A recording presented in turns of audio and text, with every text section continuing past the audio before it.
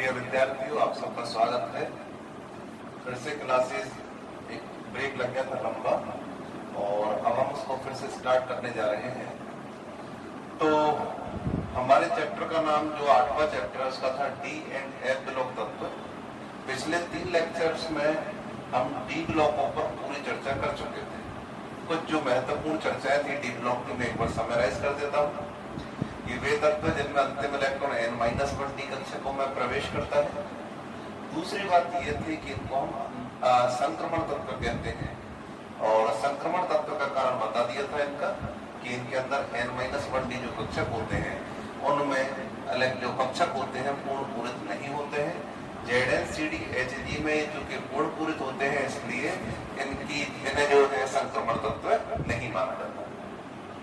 उसके बाद कुछ हमने उनके गुण पढ़े थे, जैसे उत्प्रेरकीय गुण दर्शाना, चुंबकीय गुण दर्शाना और ऐसे तरह तरह के बहुत सारे गुण हम लोग पढ़ चुके थे। मिश्र धातु बनाना है, इसके अलावा और भी बहुत सारे गुण हैं जिनके बारे में हमने स्टडी किया था। अब देखिए हम अपना अगला टॉपिक ले रहे हैं एफ ब्लॉक तत्व। एफ ब्लॉक तत्व काफी महत्वपूर्ण है। क्वेश्चन एक मेन क्वेश्चन होता है लैंथेनाइड संकुचन किसे कहते हैं। यह सामान्यतः इन तत्वों के इलेक्ट्रॉनिक विन्यास से भी क्वेश्चन पूछा जाता है। बड़े एग्जामों में भी इनके इलेक्ट्रॉनिक विन्यास से क्वेश्चन पूछे गए। तो पहले हम देख लेते हैं एफ ब्लॉक 2 देखते हैं।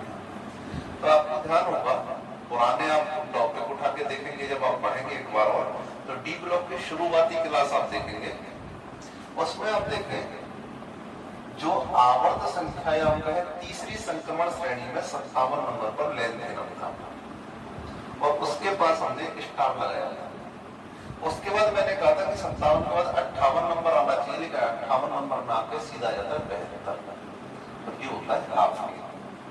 तो बात यह आई थी कि 57 से यानी 58 से 71 तक के तत्व कहाँ गए।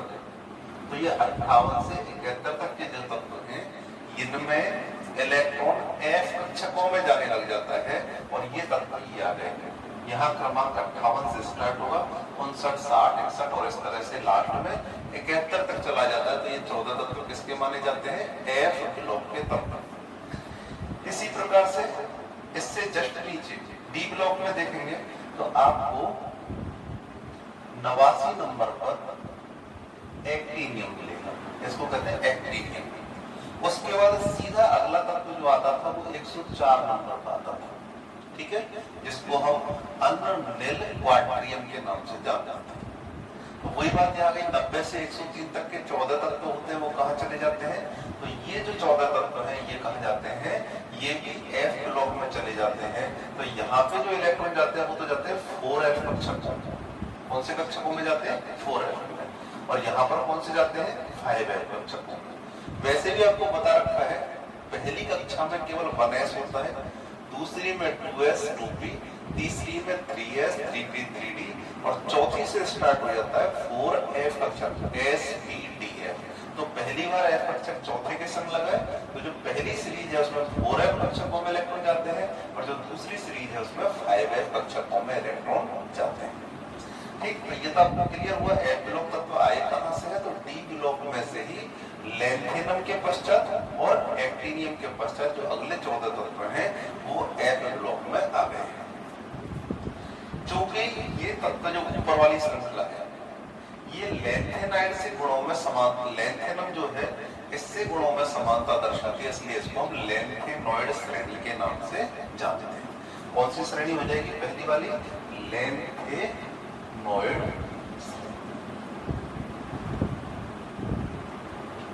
फिर से सुन लीजिए, सीरियम, लैंथेनम, La से पहले 58 57 नंबर पे कौन है, लैंथेनम।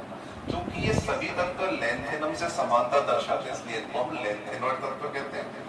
इसी प्रकार से थोरियम से पहले कौन है, 89 एक्टिनियम।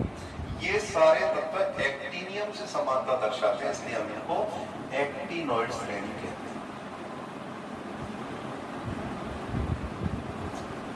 तो ये वाली श्रेणी हमारे पास 4f श्रेणी भी कहलाती है और लैंथेनॉइड श्रेणी भी कहलाती है।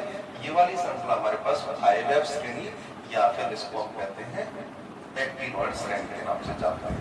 तो एक तो ये बेसिक बात है, इनके बारे में आपकी जानकारी हो। अगली बात लेते हैं हम, ये जानने के बाद ये क्लियर हो गया होगा। अब देखिए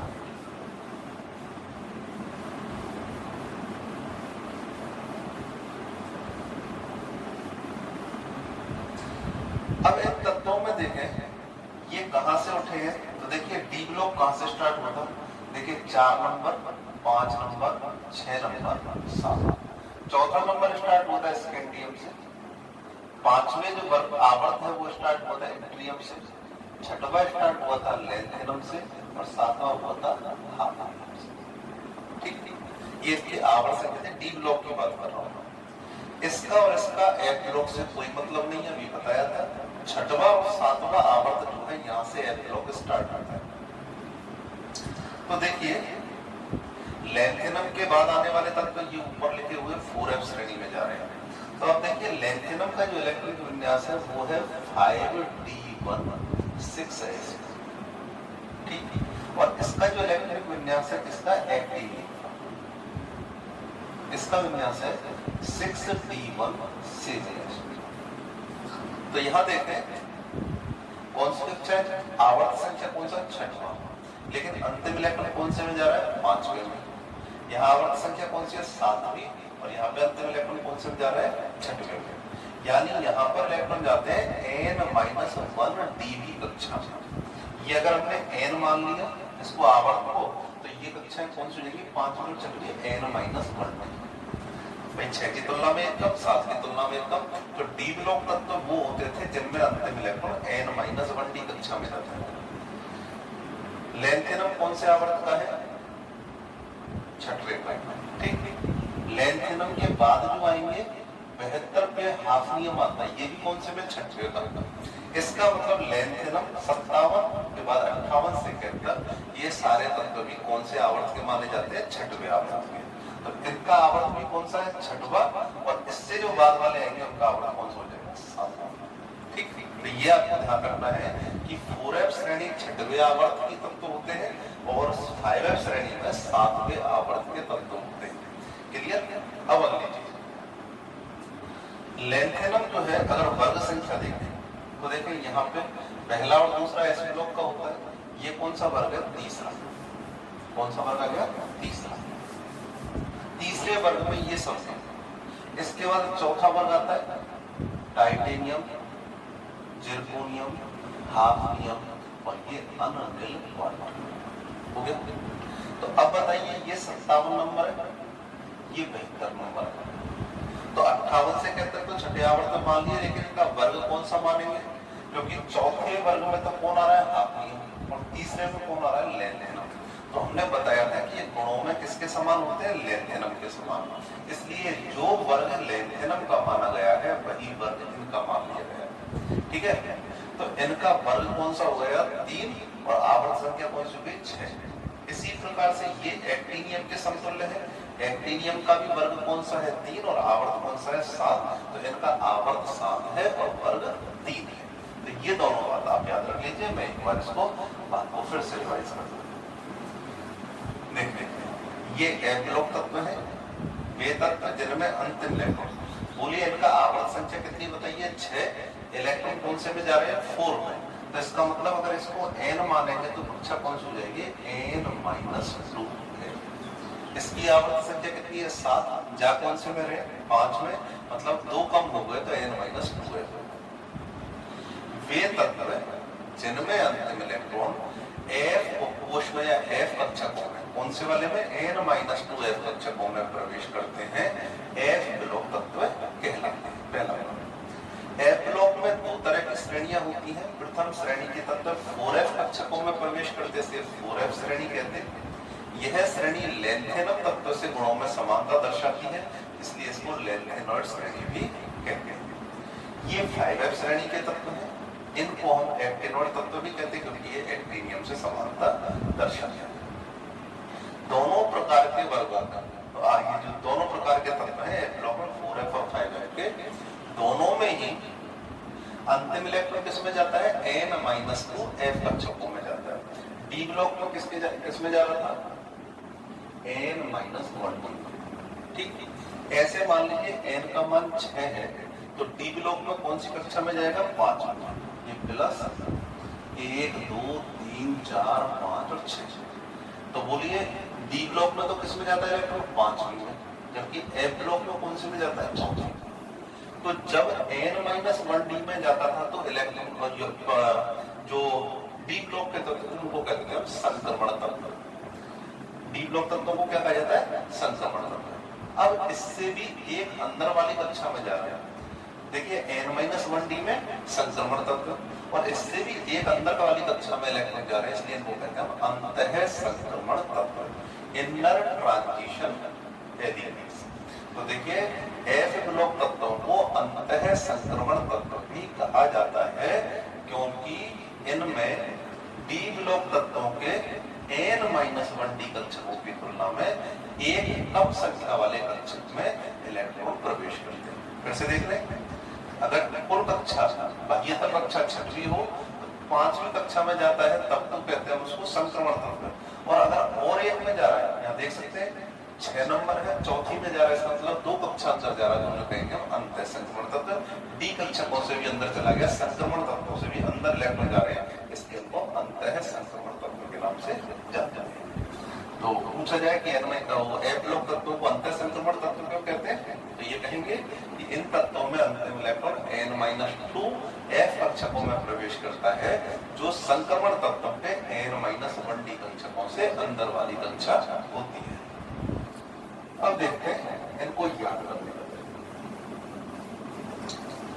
सामान्यतः एस, पी और डी ब्लॉक की ट्रिक्स आपको पर्याप्त मात्रा में मिल जाती हैं, वो सभी टीचर बताते हैं, इनकी ट्रिक्स थोड़ा सा मुश्किल होती है। देखें किस तरह से याद करेंगे। सीई बेसिस के नाम बताता हूँ, cerium, praseodymium, neodymium, promethium, samarium, europium, gadolinium, terbium, dysprosium, holmium, erbium, ये है थूलियम, ये है इटर्बियम। एक वाई होता है इट्रियम और वाई की है इटर्बियम और वो है ल्यूटीशियम। इधर देखें thorium, protactinium, uranium, neptunium, plutonium, americium, californium, curium, berkelium, californium, einsteinium, fermium, mendelevium, nobelium, lawrencium.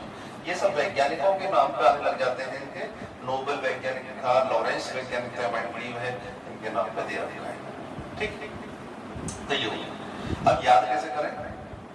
Sir पर, सर पर, सर पर ना दे, ये हो जाएगा पत्थर मेरे, सर पर ना दे पत्थर मेरे, समझ यूं गद्दे, तू भी डाई होगा, अरे तुम ये भी ट्रिक के साथ आप सेट कर लेंगे।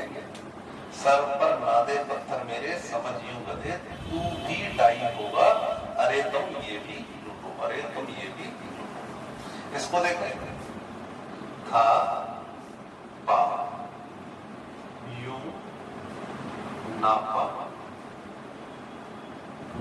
पूरा, ये अम्ब्रेशियम है, उसके लिए अमृतसर, सी कम, बी के बिकी, कॉफी, ऐसी एफएम का मतलब फिल्म है, एमडी का मतलब मूडी की, ये है नास्तिक और ये है लावारिस। एलडब्ल्यू को एलआर भी लिखा जाता है, लॉरेंशियम को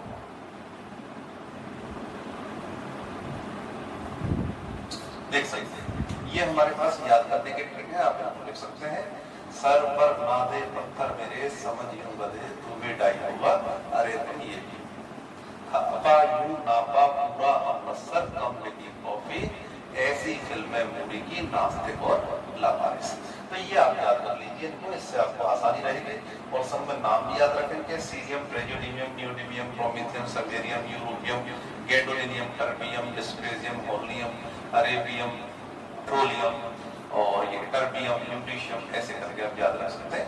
तो आप यहाँ पे याद रखें, ठीक। अब इसके बाद इंपोर्टेंट चीज आती है इनका इलेक्ट्रॉनिक विन्यास, वो देखते हैं हम, क्योंकि वही इसका सबसे महत्वपूर्ण हिस्सा है इलेक्ट्रॉनिक विन्यास। अगर वो आ गए तो आपको आगे की चीजें आसानी से आएंगी। तो हम एक एक का ले लेते हैं। 4f श्रेणी या लेंथेनॉइड श्रेणी, 5f श्रेणी या एक्टेनॉइड श्रेणी। इनको याद करने का तरीका, अंतर संक्रमण क्यों कहा, n-1d से अंतर के हैं इसलिए अंतर संक्रमण। तो पहले 4f श्रेणी को लेंगे।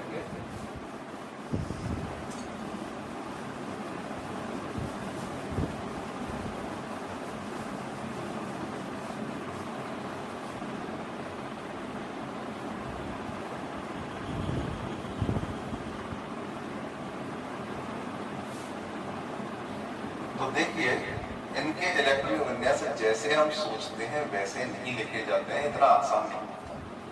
अभी अभी आपको बताया था ये कहां से स्टार्ट हो गया, क्रमांक कहां से स्टार्ट होगा 58 और कहां जाकर रुकेगा, ठीक। इससे जस्ट पहले का तत्व का आपको पता होना चाहिए, वो है 58 से पहले क्या था 57। इंग्लिश मीडियम के अगर बच्चे हैं कुछ तो 57 मतलब 57 है, आपको पता होगा। तो वो होता है लेंथेनम, और लेंथेनम का इलेक्ट्रॉनिक विन्यास अभी हमने चर्चा किया था, वो होता है 5d16s, ठीक। ये किसका है, लेंथेनम तत्व। अब देखें D1 के बाद अगला इलेक्ट्रॉन किसमें जाना चाहिए, D2, D3, D4। लेकिन ऐसा ना हो करके D में ना जाकर के 5d के बाद अगले इलेक्ट्रॉन 4f में जाने लग जाते हैं, और इसीलिए 57 के बाद 58वां जो तत्व है वह इलेक्ट्रॉन किसमें आता है, 4f में। तो इसका मतलब अब क्या होगा, इलेक्ट्रॉन जाएंगे 4f, ठीक। पहले से कहां भरे हुए हैं 5d16s, और f में कक्षक होते हैं 7 और इलेक्ट्रॉन भरे जाएंगे 7 में 14। तो देखिए f1, f2, f3, f4, f5, f6 और ऐसे करके लास्ट तक चले जाओ f14, यानी इलेक्ट्रॉन हो जाते हैं 4f1 to 14। तो अगर आपसे पूछा जाए कि इनका साधारण इलेक्ट्रॉनिक विन्यास क्या है, तो इसको तो मान लिया हमने n कक्षक NH2, ये मान लिया हमने n-1 D1 और ये मान लिया n-2 F1 से 14, ठीक। तो ये n के रूप में प्रदर्शित करते हैं, वो साधारण इलेक्ट्रॉनिक विन्यास हो जाता है। तो वैसे 4f1 को 14, 5d16s। अभी ये विन्यास पूरी तरह कंप्लीट नहीं है, इसमें कुछ ना कुछ अपवाद के रूप में चीजें आएंगी। उस समय पर ये होगा कि ये जो 5d 0 से 1 हो जाएगा, ठीक है। 4f 1 से 14, 5d 0 से 1, 0 इलेक्ट्रॉन भी रह सकते हैं एक ही, और 6s2 रहेंगे, बस ये सही है। अब देखते हैं विन्यास कैसे होता है। ये तो आपको याद रखने के लिए बताया था, क्या क्या याद रखना है इनके इलेक्ट्रॉनिक विन्यास का। तो अभी बताया था इसका है 5d16s, तो इसकी स्टार्टिंग क्या होगी 4f1 5d16s, ठीक। तो इसके लिए पहले आप कुछ नियम देखते हैं। तो जो लेंथेनॉइड श्रेणी के तत्व हैं इनको शॉर्ट में ऐसे लिखते हैं LA स्टार तत्व लिखो, या फिर इनको LN श्रेणी में लिख देते हैं इस तरह से, ठीक। तो LN श्रेणी के तत्वों के लिए क्या नियम आपको याद रखना है, एक तो आपको रूल याद रखना है 28, ठीक। 28 का मतलब है कि इन विन्यासों में चाहे कुछ भी हो जाए F2 और F8, यानी 4F2 और 4F8 ये विन्यास कभी भी नहीं आएंगे। अगर आपके कहीं भी ये विन्यास आ रहे हैं इन तत्वों में, तो इसका मतलब आपका उत्तर गलत है, विन्यास सही नहीं है। और दूसरी बात, केवल F7 और F14 ये विन्यास 2 बार रिपीट होंगे, और कोई विन्यास 2 बार रिपीट नहीं होगा, और 2 बार से ज्यादा ये भी नहीं होगा। तो ये क्या है, 2 बार रिपीट।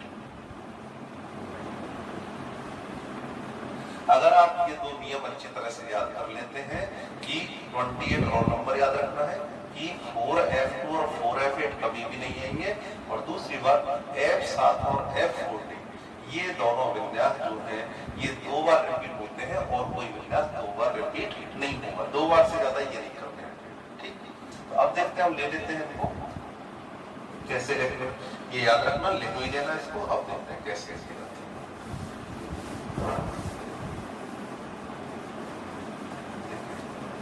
सीरियम, ट्राइक्लोडियम, नियोडियम। मैं 6 चक्रों के 8 तरह के ले लेता हूँ। ठीक, इधर ले लेते हैं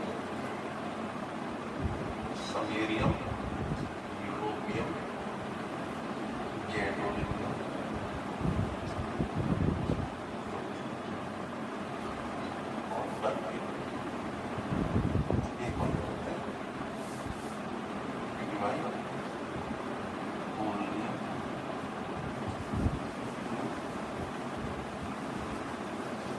दो बच गए, उनको भी ले लेंगे। पहले 3, 3, 6 और 9 को देख लेते हैं। जैसा हमने ट्रेंड में बोलिए, लेंथेनम का क्या है 5D1 6S। 5D के बाद किस में भरे जाएंगे 4F। तो आप देखिए, मैंने आपको बताया था कि 4F1 5D1, ये पहले से भरा हुआ 6S। 1 के बाद कितना होता है 2, एक बार भर लिए 5D1 6S। 4F3 5D1 6S। Simple गिनती है 1, 2, 3। अगला है 4F4 5D1 6S। 4F5 5D1 6S2। 4F6 5D1 6S2। 4F7 5D1 6S2। 4F8 5D1 6S2। 4F9 5D1 6S2। 4F10 5D1 6S2। 4F11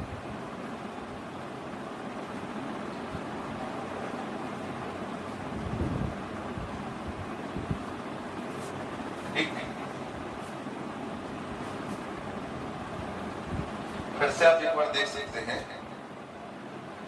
5D1 6S2 तक यहां तक आ गए थे। 4F1 से स्टार्ट करना है, 4F14 तक लेना है। F1 F2 F3 F4 मैंने सिंपल काम किया। F12 तक यहाँ जाएंगे, F13 और F14 वो हो जाएंगे। लेकिन अब मैंने कहा था कि इनके साधारण रूप से नहीं लिखे जाते, थोड़ा सा असाधारणता है। और वो क्या है कि 4F और 5D कक्षाओं की ऊर्जा लगभग कैसी थी बराबर। तो स्थायित्व के लिए कभी इलेक्ट्रॉन यहाँ से यहाँ जा सकता है या यहाँ से यहाँ जा सकता है। तो देखते हैं कहाँ से कहाँ जाता है, उसके हिसाब से हम समझते हैं। रूल जो आपको बताया कि तो 28 नहीं आना चाहिए और एक यानी F2 और F8 विन्यास कभी भी नहीं आएंगे। क्लियर। दूसरी बात F7 और F14 उसका लास्ट वाले का, ये 2 बार रिपीट होंगे और कोई रिपीट नहीं। स्टार्टिंग करते हैं। बोलिए सीरियम में क्या कहीं पर F2 है? नहीं है। F8 है? नहीं है। F7 है? F14 है? नहीं है। इसका मतलब ये विन्यास हमारा बिल्कुल सही है। ठीक ठीक। अब देखें अगला आता है प्रेसिपिटेट। यहाँ पे देख सकते हैं, बोलिए F2 और F8 दोनों प्रोहिबिटेड है, मतलब मना ही है। इसका मतलब ये विन्यास गलत है। तो क्या करना है? सुधार नहीं करना। या तो एक इलेक्ट्रॉन यहाँ से उठ के यहाँ जाएगा या फिर एक इलेक्ट्रॉन यहाँ से उठ करके यहाँ आएगा। यानी 4F और 5D कक्षकों की ऊर्जाएं बराबर है। तो इसका मतलब एक इलेक्ट्रॉन या तो इधर से इधर या उधर से उधर। तो आप देखिए दोनों काम करके देखें। अगर हमने यहाँ से यहाँ भेज दिया तो विन्यास क्या बन जाएगा? 4F1 5D2 6S2। बोलो F1 पहले आ चुका है, अगर दोबारा F1 हो गया तो बोलिए विन्यास क्या हो जाएगा? रिपीट हो जाएगा। इसका मतलब इलेक्ट्रॉन यहाँ से यहाँ नहीं जा सकता बल्कि यहाँ से यहाँ आ सकता है। तो विन्यास क्या हो जाएगा? 4F1 ना होकर के 4F3 हो जाएगा। 2 की तो मना है। और जब एक इलेक्ट्रॉन यहाँ का यहाँ उठ के आ गया तो 5D में कितने रह जाएंगे? 6। अब अगला देखा तो अब ये सही नहीं जा सकता। क्लियर हो गया? दोबारा देख लें। ओरिजिनल विन्यास 4F2 5D बना रहा था, लेकिन हमने कहा हमारे नियम में F2 और F8 की मनाही है। तो F2 रह नहीं सकता। 2 तरीके हैं, या तो इलेक्ट्रॉन यहाँ चला जाए, इधर चला गया तो 4F में कितने हो जाएंगे? 1। 1 दो बार रिपीट नहीं होना, केवल F7 और F14 रिपीट होना, तो इसलिए एक इलेक्ट्रॉन मजबूरन यहाँ आएगा, तो ये बन जाएगा 4F3 5D0 6H2। अब देखें F3 के बाद फिर क्या आ गया F3 दो बार रिपीट नहीं हो सकता, इसलिए क्या होगा, इधर जाएगा तो F2 हो जाएगा, 2 भी नहीं आ सकता, तो एक इलेक्ट्रॉन करके यहाँ जाएगा, क्या हो जाएगा 4F4 5D0। क्लियर? फिर 4 रिपीट हो रहा है, तो क्या होगा, एक इलेक्ट्रॉन के इधर आ जाएगा, क्या हो जाएगा 4F5 5D0। उसके बाद देखें यहाँ भी 5 फिर दोबारा रिपीट हो रहा है, दो बार रिपीट नहीं हो सकता, तो एक इलेक्ट्रॉन के इधर आ जाएगा, 4 तो आ ही नहीं सकता, 4 पहले आ चुका है, तो इस तरह से एक इलेक्ट्रॉन इधर उठ के आएगा 4F6 5D0। इसके बाद देखें 4F6 दोनों पहले आ चुका है, दोबारा रिपीट नहीं हुआ, एक इलेक्ट्रॉन के इधर आ जाएगा, तो क्या बन जाएगा 4F7 5D0। क्लियर? यहाँ देखें मैंने कहा था F7 दो बार रिपीट होना है, F7 एक बार यहाँ आ चुका, F7 एक बार यहाँ आ चुका, इसका मतलब इस विन्यास में कोई छेड़छाड़ी नहीं करनी, ये बिल्कुल सही विन्यास है। क्लियर? अब आ गए टीबी पर, आपको बताया था बोले कि F2 आ रहा है, नहीं आ रहा, F8 आ रहा है तुम्हारा, इसका मतलब 8 विन्यास गलत है। तो अब इसके हमारे पास दो तरीके हुए, या तो एक इलेक्ट्रॉन इधर ले जाया जाए या फिर एक इलेक्ट्रॉन इधर लेके आया जाए। तो अगर हम इधर ले जाएंगे तो ये कितना हो जाएगा 4F7, तो F7 दो बार रिपीट हो सकता है, तीसरी बार नहीं होगा, इसका मतलब इलेक्ट्रॉन इधर नहीं जाएगा बल्कि इधर लौट के आएगा, तो क्या हो जाएगा विन्यास 4F9 5D0 6। ठीक, F9 फिर से F9 आ रहा है, तो 9 को क्या करना पड़ेगा, इधर जाएगा तो 8 होगा, जो गलत होगा एक आ जाएगा 4F10 5D0 4F11 5D0, और ये हो जाएगा 4F12 5D0, ये हो जाएगा 4F13 5D0 6। बोलिए आसानी से लिखे जा सकते हैं, लेकिन विन्यास दो विन्यास रह गए, YP और उसको मैं कर देता हूँ।